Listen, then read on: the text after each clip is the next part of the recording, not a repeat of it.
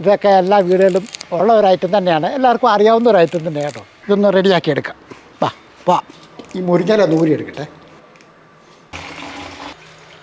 നമ്മളിതൊരു കൊട്ടയ്ക്കകത്തിട്ട് കോരി വെക്കുകയാണ്. വെള്ളമൊന്നും വരില്ല. നല്ലൊരു തോരൻ വെച്ചേക്കാം. തോരനെങ്കിൽ തോരൻ എന്താ. കുറച്ച് പരിപ്പ് ഇപ്പോൾ ചട്ടിക്കകത്തോട്ട് നമ്മൾ ഈ പരിപ്പ് അങ്ങോട്ട് ഇട്ട് കൊടുക്കുക. കുറച്ച് വെള്ളം. ഈ പരിപ്പ് നമുക്ക് അടുപ്പത്തോട്ട് വെക്കാം, എന്നിട്ടൊന്ന് മൂടി വെക്കാം. ഇനി ആ സമയം കൊണ്ട് ഇതിനുള്ള അരപ്പൊക്കെ ഒന്ന് റെഡിയാക്കാം. തേങ്ങാപ്പീര അങ്ങോട്ട് ജാറിലിട്ട് കൊടുക്കുക. ഒരു 3-4 വെളുത്തുള്ളി, 2-3 പച്ചമുളക്, ഒരു 10-12 കൊച്ചുള്ളി, ചെറിയ ജീരകം, ഒരു 1/2 ടീസ്പൂൺ മഞ്ഞൾപ്പൊടി, ഒന്ന് കറക്കിയെടുക്കും. അപ്പം ഇതേപോലെ കിട്ടും. നല്ലപോലെ തിളച്ചിട്ടുണ്ട്. ഉപ്പ് പൊടി അങ്ങോട്ട് ഇട്ട് കൊടുക്കുക. ഇനി ഒന്നുകൂടെ ഒന്ന് മൂടി വെക്കുകയാണ്.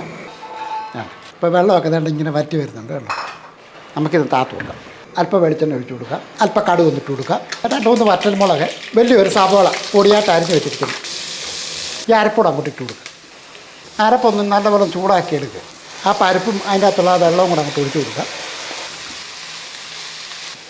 ഇതിൻ്റെ അകത്തോട്ട് ഈ മുരിങ്ങയില അങ്ങോട്ട് ഇത് ഇങ്ങനെ ഒന്ന് മൂടി അങ്ങോട്ട് വെക്കാം.